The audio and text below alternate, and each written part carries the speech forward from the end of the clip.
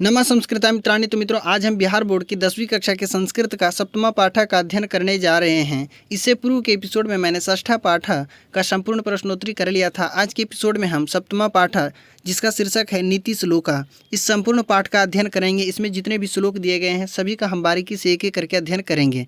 नीति श्लोका का अर्थ होता है नीतिगत श्लोक, जो नीति के लिए जो श्लोक होता है उसी को हम पढ़ेंगे। तो इस पाठ में जितने भी श्लोक दिए गए हैं सभी का अर्थ हम एक एक करके जानेंगे और अच्छी तरीके से समझते हुए आगे बढ़ेंगे। तो आप लोग वीडियो के अंत तक बने रहेंगे। तो चलिए बिना विलंब के इस वीडियो को हम प्रारंभ करते हैं। आज की श्रृंखला में आप देख सकते हैं इस पाठ का सूक्ष्म परिचय में दिया गया है। अयम पाठ सुप्रसिद्धस्य ग्रंथस्य महाभारतस्य उद्योगपर्वणः अंशविशेष अध्यायः 33 से 40 रूपायाः विदुरनीतेः संकलितः। इसमें कहा गया है कि अयम पाठ, यह पाठ सुप्रसिद्ध ग्रंथ महाभारत के उद्योग पर्व का अंश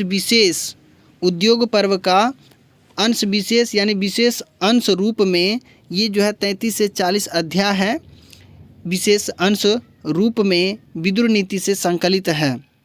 एक बार पुनः बता देते हैं कि यह पाठ सुप्रसिद्ध ग्रंथ महाभारत के उद्योग पर्व का विशेष अंश रूप में विदुर नीति से संकलित है। विदुर नीति एक ग्रंथ है, तो उसी से ये लिया गया है। महाभारत जो है, इसमें कुल मिलाकर के 1 लाख श्लोक हैं। श्लोकों की संख्या कितनी है? 1 लाख है। और यह 18 पर्वों में विभक्त है, जैसे भीष्म पर्व, द्रोण पर्व, शल्य पर्व, कर्ण पर्व, उद्योग पर्व। इस जितने भी पर्व है तो ये पर्व में बटा हुआ है। तो उसी में से एक उद्योग पर्व है, उसी का एक अंश विशेष है, भाग है। इसमें आगे दिया गया है, युद्धम आसन्नम प्राप्य धृतराष्ट्रो मंत्री प्रवरम विदुरम स्वचित्तस्य शांतये कांश्चित प्रश्नान नीति विषयकान पृच्छति। इसमें कहा जा रहा है कि युद्धम आसन्नम प्राप्य धृतराष्ट्रो मंत्री प्रवरम विदुरम, यानी कि ये जो युद्ध को नज़दीक जान करके धृतराष्ट्र ने अपने मंत्री श्रेष्ठ, यानी मंत्रियों में श्रेष्ठ विदुर को अपने हृदय की शांति के लिए, अपने चित्त की शांति के लिए कुछ नीति विषयक प्रश्न को पूछते हैं। किससे पूछते हैं? तो विदुर जी से पूछते हैं। और कौन पूछते हैं? तो धृतराष्ट्र जी पूछते हैं। धृतराष्ट्र जो कि आंख के अंधे थे और ये 100 भाई कौरव के पिता थे। तेषाम समुचितम उत्तरम विदुरो ददाति, और उसका जो है उचित उत्तर विदुर जी देते हैं। तदेव प्रश्नोत्तर रूपम ग्रंथ रत्नम विदुर नीति, और वही जो है प्रश्नोत्तर ग्रंथ विदुर नीति कहलाया। यानी कि प्रश्नोत्तर के रूप में जो बात हुई थी धृतराष्ट्र और विदुर जी के भी मध्य में, तो वही जो है विदुर नीति नामक एक ग्रंथ हुआ, उसी का निर्माण हुआ और वही विदुर नीति ग्रंथ कहलाया। इयमपि भगवद्गीतेव महाभारतस्य अंगमपि स्वतंत्र ग्रंथ रूपा वर्तते, और यह भी भगवत गीता के तरह ही, श्रीमद् भगवत गीता के तरह ही महाभारत के अंग भी, महाभारत के ही एक अंग है और स्वतंत्र रूप में है। एक यानी कि जैसे भगवत गीता है, श्रीमद् भगवत गीता जो है महाभारत का ही एक अंग है, महाभारत का ही एक भाग है, जो कि श्री कृष्ण जी अर्जुन को उपदेश देते हैं। तो वो एक गीता बन गया, यानी भगवत गीता का निर्माण हो गया, एक अलग, यानी कि एक अलग भाग हो गया वो उन्हीं में। तो उसी प्रकार एक ग्रंथ बन गया। उसी प्रकार ये जो है महाभारत का ही एक अंग है। कौन? तो ये विदुर नीति महाभारत का ही एक अंग है। तो इसमें जो है सारी अच्छी बातें दिए गए हैं, सारे अच्छे प्रश्नों का उत्तर दिए गए हैं। तो उन्हीं विदुर नीति में से हम कुछ महत्वपूर्ण पद्यों को हम जानेंगे, महत्वपूर्ण श्लोकों को हम जानेंगे। तो चलिए अब देख लेते हैं इसमें जितने भी श्लोक दिए गए हैं एक एक करके। इसमें पहला श्लोक दिया गया है, यस्य कृत्यम न विघ्नन्ति शीतम उष्णम भयम रतिः समृद्धिर असमृद्धिर्वा स वै पंडित उच्यते। यानी कि इसमें कहा गया है कि यस्य का अर्थ होता है जिसके, कृत्यम न विघ्नन्ति शीतम उष्णम भयम रति समृद्धिर और असमृद्धि। इसमें देख सकते हैं ये दिए गए हैं बहुत ही महत्वपूर्ण चीज़ें। कहा जा रहा है इसमें कि यस्य कृत्यम, यानी कि जिसके कार्य में ठंडक, गर्मी, डर, आनंद, सुख, दुख इत्यादि ये सभी चीज़ें बाधा उत्पन्न ना करे, वैसे ही व्यक्ति पंडित कहे जाते हैं, उसे ही पंडित कहा जाता है। जिसके कार्य में ठंडक, गर्मी, डर, आनंद, सुख, दुख आदि ये सभी चीज़ें बाधा उत्पन्न ना करे, उसे ही पंडित कहा जाता है। बहुत ही आसान तरीके से समझ गए इस श्लोक को। स वै पंडित उच्यते, उसे ही पंडित कहा जाता है। दूसरा श्लोक में हम आते हैं। इसमें दूसरा श्लोक दिया गया है, तत्त्वज्ञः सर्वभूतानां योगज्ञः सर्वकर्माणां उपायज्ञो मनुष्याणां नरः पंडित उच्यते। देखिए ये भी श्लोक है, बहुत ही अच्छी बात इसमें कही गई है। तत्त्वज्ञ सर्वभूतानां, तत्त्वज्ञ सर्वभूतानां, तत्त्वज्ञ का अर्थ ही होता है रहस्य को जानने वाला, सर्वभूतानां सभी जीवों के, सभी जीवों के, यहाँ पे बहुवचन है, षष्ठी बहुवचन है। योगज्ञ दिया गया है, इसका अर्थ होता है कौशल जानने वाला, सर्वकर्माणाम सभी कर्मों की। तो देखिए इसका दिया गया तत्त्वज्ञ सर्वभूतानां सभी जीवों के रहस्य को जानने वाला, योगज्ञ सर्वकर्माणाम सभी कर्म के कौशल को जानने वाला, और उपायज्ञो मनुष्यानाम मनुष्य के उपाय को जानने वाला मनुष्य ही पंडित कहे जाते हैं। ऐसे व्यक्ति ही पंडित कहे जाते हैं। एक बार पुनः इसका हम हिंदी अर्थ बता देते हैं संपूर्ण का, कि सभी जीवों के रहस्य को जानने वाला, सभी कर्म के कौशल को जानने वाला और मनुष्य के उपाय को जानने वाला व्यक्ति ही पंडित कहा जाता है। ये दूसरा श्लोक का अर्थ हो गया। अब आइए हम तीसरे श्लोक की ओर बढ़ते हैं। इसमें अब तीसरा श्लोक दिया गया है, अनाहुतः प्रविशति अपृष्टो बहुभाषते अविश्वस्यते विश्वसिति मूढ़चेता नराधम। अनाहुतः प्रविशति अपृष्टो बहुभाषते अविश्वस्यते विश्वसिति मूढ़चेता नराधम। ठीक है, बहुत ही सुंदर श्लोक है। अनाहुतः प्रविशति अपृष्टो बहुभाषते अविश्वसते विश्वसिति मूढ़चेता नराधम। अनाहुतः का अर्थ होता है बिना बुलाए हुए, बिना बुलाए गए। प्रविशति यानी प्रवेश कर जाता है। अपृष्टो यानी बिना पूछे, अपृष्टो यानी बिना पूछे। बहुभाषते अधिक बोलता है। अविश्वसते, अविश्वसते यानी कि अविश्वसनीय व्यक्ति पर, विश्वसिति विश्वास करता है। मूढ़चेता यह मूर्ख। नराधम नर धन अधमा, नर जोड़ अधमा यहाँ है, तो यानी कि नर मतलब होता है मनुष्य, अधमा मतलब नीचे विचार, सबसे निम्न कोटि के विचार वाले, निम्न विचार वाले व्यक्ति जो मनुष्य होते हैं, तीन विचार वाले होते हैं, एक उत्तम विचार, मध्यम विचार और एक अधम विचार के। तो अधम विचार यानी कि सबसे निम्न विचार के, जिसको हम कहते हैं उसी को ही अधम कहते हैं। तो इसका हिंदी अर्थ हो गया अनाहुता प्रविशति, जो बिना बुलाए, जो बिना बुलाए किसी के यहाँ प्रवेश कर जाता है। अपृष्टो बहुभाषते जो बिना पूछे अधिक बोलता है। अविश्वसते विश्वसिति जो अविश्वसनीय व्यक्ति पर विश्वास करता है। ऐसे ही व्यक्ति, मूढ़ मतलब मूर्ख, ऐसे ही व्यक्ति मूर्ख और मनुष्यों में अधम कहे जाते हैं। ये इसका अर्थ हो गया। आगे इसमें दिया गया है श्लोक संख्या 4 है। इसमें जो चतुर्थ श्लोक दिया गया है, इसमें है एको धर्मः परम श्रेयः क्षमेका शांतिरुत्तमा विद्येका परमा तृप्ति अहिंसेका सुखावहा। देखिए एको धर्मः परम श्रेयः, एको धर्मः परम श्रेयः, एक ही धर्म श्रेष्ठ श्रेय देने वाला है, सबसे अच्छी चीज़ें देने वाली है। यानी एक धर्म जो है सबसे श्रेष्ठ होता है ना। एको धर्म परम श्रेयः, एक धर्म जो है श्रेष्ठ श्रेय देने वाला है, परम चीज़ें हमको प्रदान करने वाली, सबसे उत्तम चीज़ें प्रदान करने वाली है। तो बोलेंगे कि एको धर्म परम श्रेयः, एक धर्म जो है, एक धर्म सबसे श्रेष्ठ होता है। क्षमेका शांतिरुत्तमा, क्षमा धन एका, क्षमा जोड़ एका इसमें संधि हुई है ना। क्षमेका में क्षमा धन एका मिलके क्या बना है, क्षमेका। तो एक क्षमा ही उत्तम शांति है, एक क्षमा ही उत्तम शांति है। शांतिरुत्तमा, शांति धन उत्तमा है, तो एक क्षमा ही उत्तम शांति है। विद्या का परमा तृप्ति, एक विद्या ही परम तृप्ति प्रदान करती है, एक विद्या ही परम तृप्ति देने वाली है। और अहिंसे का सुखावहा, एक अहिंसा ही सबसे उत्तम सुख प्रदान करने वाली है ना। एक बार इसका हिंदी अर्थ बता देते हैं फिर से। एक ही धर्म श्रेष्ठ श्रेय देने वाला है, एक क्षमा ही सबसे उत्तम शांति है, एक विद्या ही परम तृप्ति देती है, यानी कि विद्या परम तृप्ति देने वाली है, एक अहिंसा ही सुख देने वाली होती है। तो इस प्रकार इसका अर्थ हो गया चौथे का। अब चलिए हम पाँचवें की ओर बढ़ते हैं। इसमें अब देख सकते हैं पाँचवा श्लोक इसमें दिया गया है। पाँचवा श्लोक है, इसमें ये जो है श्रीमद् भगवद गीता में भी ये श्लोक दिया गया है। तो इसमें देख सकते हैं बहुत ही अच्छी श्लोक है, इसको सभी को जानना चाहिए। त्रिविधम नरकस्येदम द्वारम नाशनात्मनः काम क्रोधस्तथा लोभस्तस्मात् एतत्त्रयं त्यजेत। त्रिविधम नरकस्य इदम द्वारम। देखिए नरकस्य हुआ है षष्ठी विभक्ति एक वचन, और इदम का अर्थ होता है यह, द्वारम यानी द्वार, त्रिविधम 3 प्रकार के। इसके बाद नाशन आत्मनः यानी अपने ही आत्मा का। इसके बाद है काम है, क्रोध और लोभ। यहाँ 3 शब्द आया है ना, 3 चीज़ें आई हैं, काम, क्रोध तथा लोभ। तो हम इसका हिंदी अर्थ, सरलार्थ आपको बता देते हैं। काम क्रोध तथा लोभ, ये 3, काम क्रोध तथा लोभ, ये 3 नरक के द्वार हैं। ये काम क्रोध तथा लोभ, ये 3 क्या है? नरक के द्वार हैं, जो कि अपने को ही नाश करती है, यानी कि अपने आत्मा को ही नाश करती है, मनुष्य के आत्मा को ही नाश करती है। काम क्रोध तथा लोभ ये खुद को ही नाश करती है, अपने को ही नाश करती है। अतः आत्मा को नष्ट होने से बचाने के लिए इन तीनों को छोड़ देना चाहिए, इन तीनों को छोड़ दें, है ना। एतत्त्रयम् त्यजेत, इन तीनों का त्याग कर देना चाहिए।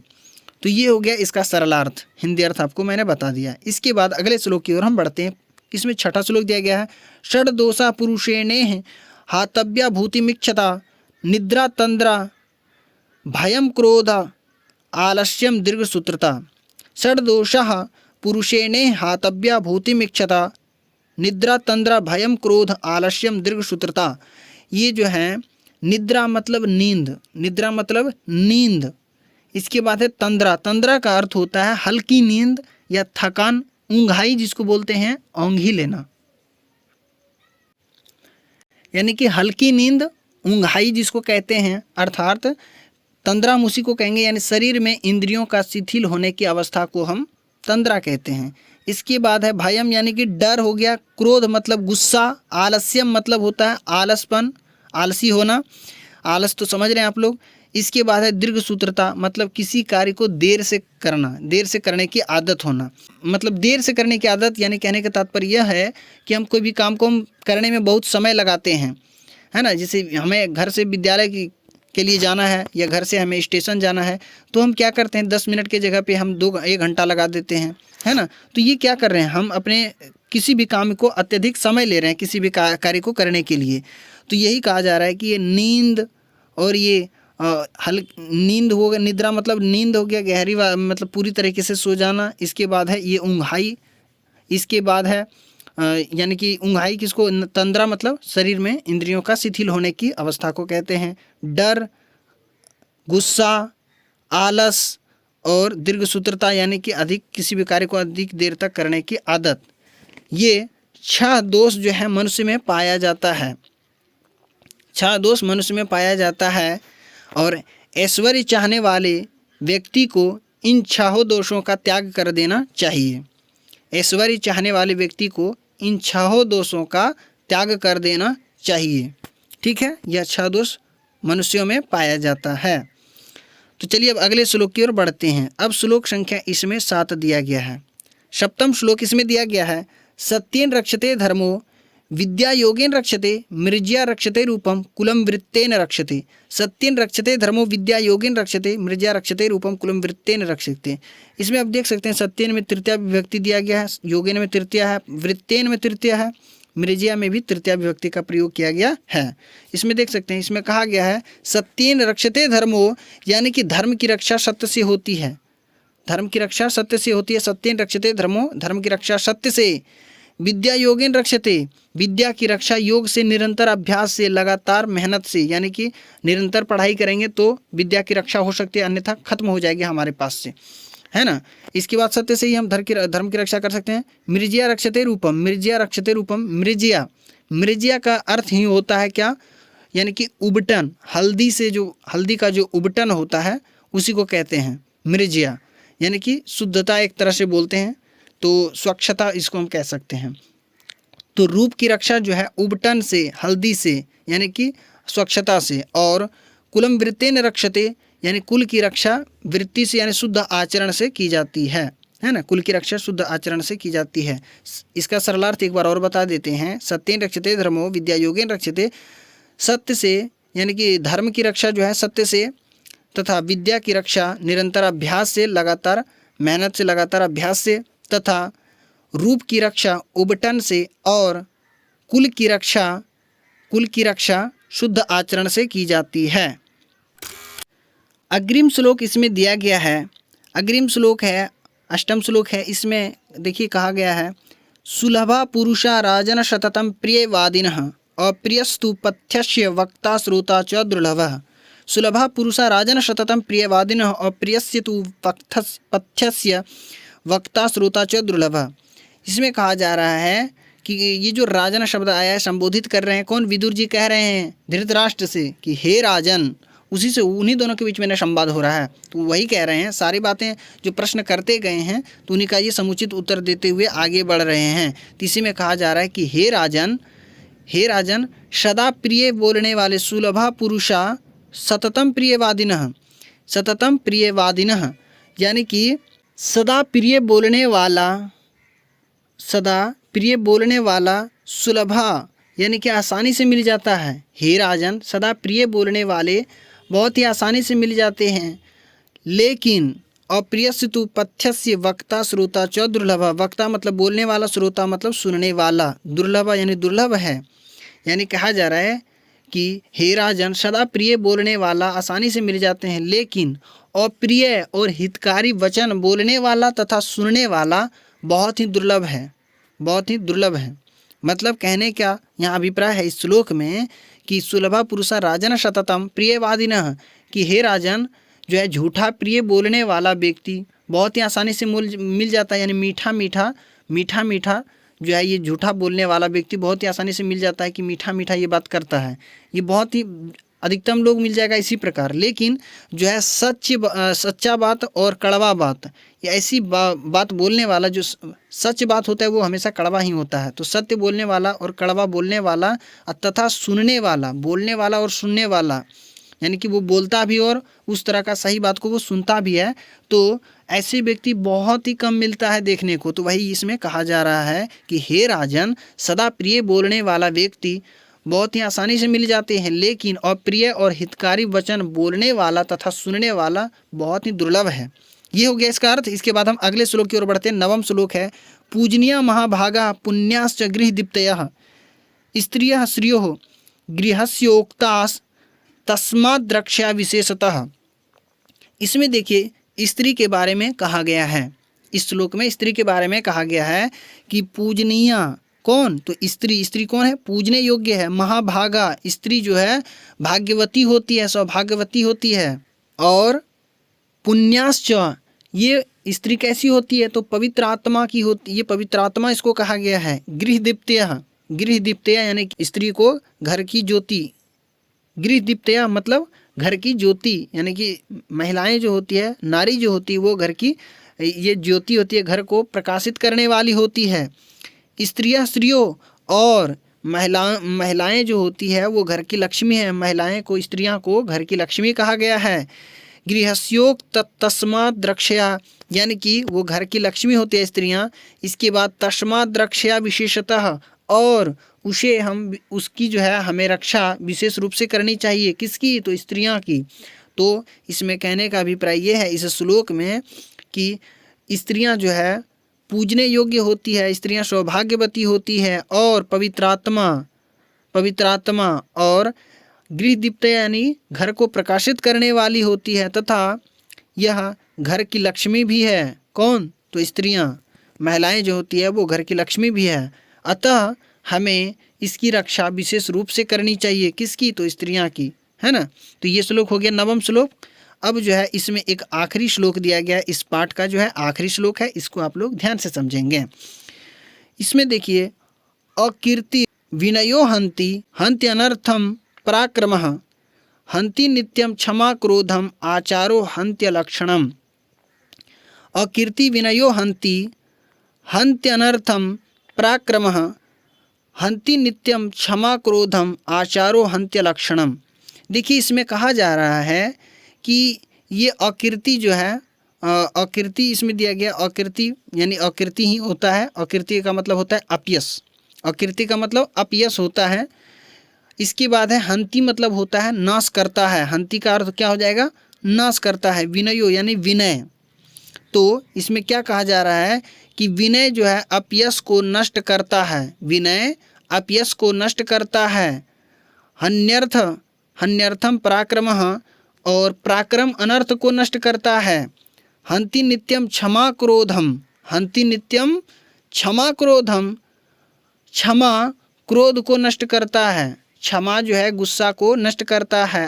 तथा आचारो हंत्य लक्षणम, और सदाचरण जो होता है वो कुलक्षण को नष्ट करता है। अच्छा आचरण जो होता है हमेशा कुलक्षण को नष्ट करता है। तो एक बार और हम इसका हिंदी अर्थ को बता देते हैं कि विनय अपयश को नष्ट करता है, तथा पराक्रम अनर्थ को नष्ट करता है, क्षमा क्रोध को नष्ट करता है, एवं सदाचरण अच्छा आचरण ये कुलक्षण को नष्ट करता है। तो इसका ये सरलार्थ हो गया।